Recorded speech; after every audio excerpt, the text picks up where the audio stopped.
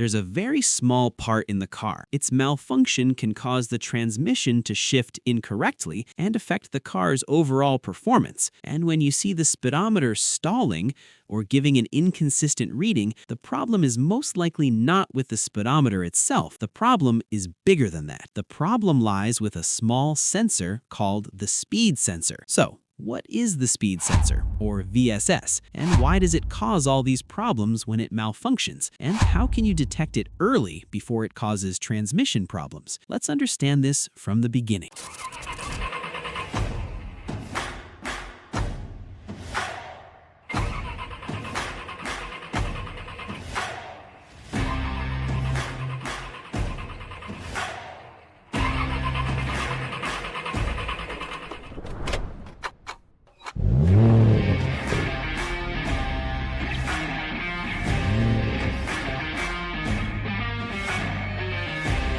What is the speed sensor, or VSS? The speed sensor, or VSS, is responsible for measuring the actual speed of the car while it's driving. So when you see the speedometer reading on your dashboard, that number comes from this sensor. But it's more than just a speedometer, and that's why many people don't know. This sensor sends speed data to the electronic control module, PCM. Based on the speed, the PCM determines when to shift gears, adjusts ignition timing, controls fuel injection, and optimizes fuel consumption. Simply put, if this sensor gives an inaccurate reading, the entire car's performance is affected. So, where is it located in the car? It's usually mounted on the transmission output shaft. Many cars have two, one for the ISS input shaft and one for the OSS output shaft. This allows the computer to compare the readings and ensure the data is accurate. This is where the big problem begins, because any discrepancy in these readings can cause transmission errors. Okay, how does it work? Let's explain it simply. The sensor consists of a toothed metal disc, a magnetic coil, and a signal detector. When the shaft rotates, the disc rotates with it,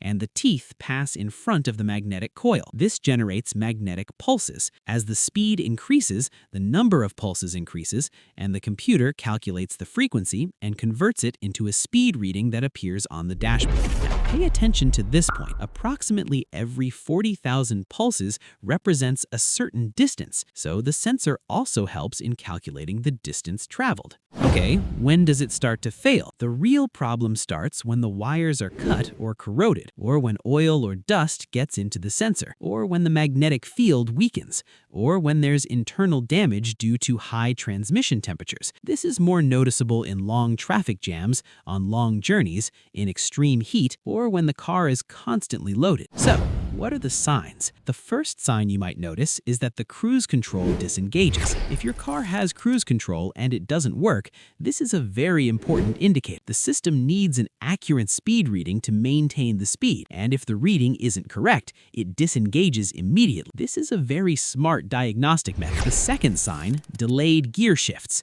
When the sensor gives an incorrect reading, the computer doesn't know when to shift. You'll feel a slight delay between gears, or the car's RPM will increase more than normal. This is very noticeable on inclines or on the highway. The third sign, the speedometer shows an inconsistent reading. When you see the speedometer suddenly going up and down or turning on and off again, don't assume the problem is with the dashboard. The signal itself is likely coming from the sensor incorrectly. Fourth sign, the engine light comes on. Sometimes the engine light comes on, and when you check with an OBD scanner, you might find a code like P0500. This code means there's no proper speed signal coming from the sensor, and it's a clear warning that you need to move faster. So, what happens if you ignore it? This point is particularly important.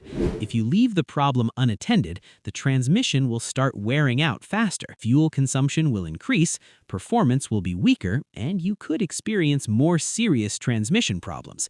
A simple problem could turn into a very expensive repair. So, how can you check it yourself? If you notice the speedometer stalling, the gear shifting incorrectly, or the cruise control not working, start with a computer diagnostic. If a speed code appears, check the connector and wiring first. In many cases, it's just a connection issue. However, if the sensor itself is faulty, it's best to replace it immediately. In short, the speed sensor is a very small part, but it's directly responsible for the timing of gear shifts and the overall performance of the car. Any inaccurate reading from it can cause bigger problems over time. That's why, as soon as you notice any of the signs we mentioned, you must check the cause immediately before the problem worsens. Finally, if you want to always be one step ahead of problems and understand how your car works, subscribe to the channel and activate the bell to receive all the latest updates.